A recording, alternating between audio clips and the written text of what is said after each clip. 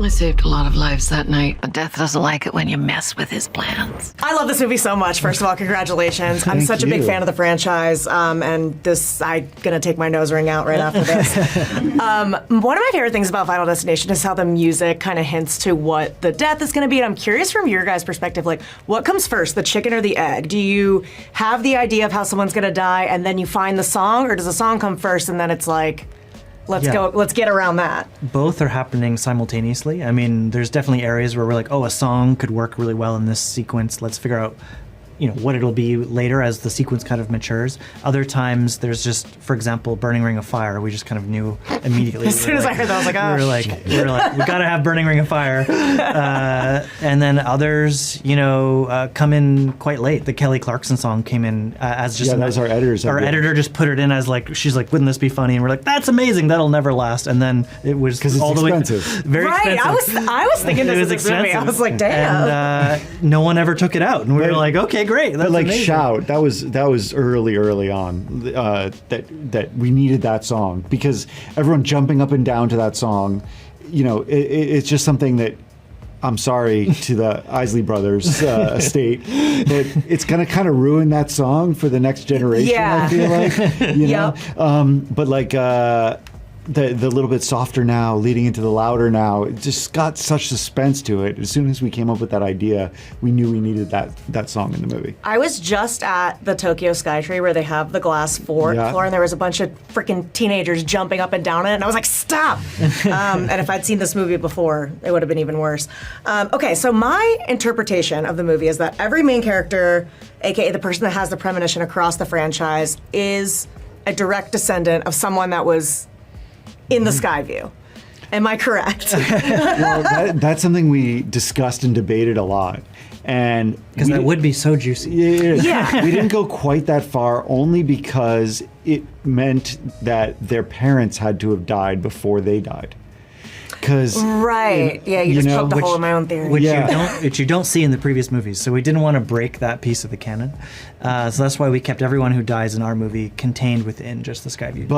But Iris's book does do research on all those other movies, on all those other accidents and premonitions, because she knows they had premonitions, and she's researching it to figure out what she can find out, if there's a way out of death. But we didn't go quite that far because of that canon breaking thing. Like in FD2 and FD3, you meet their parents. Who are still alive.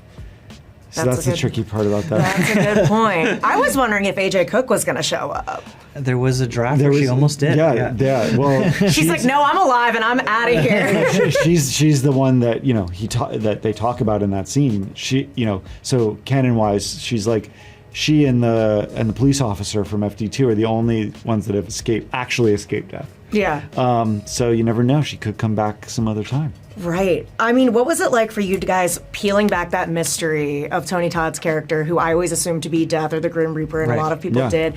We get the full kind of explanation of him, and it's also this very meta and I think very powerful and meaningful moment for fans. What was it like for you guys to peel back that lore and also film that scene with Tony? I mean, it was overwhelming, and we were so honored to work with him, and we worked with him on the story concept as well for his character, the sort of backstory that's revealed, and it was kind of a great opportunity, I think, to take it.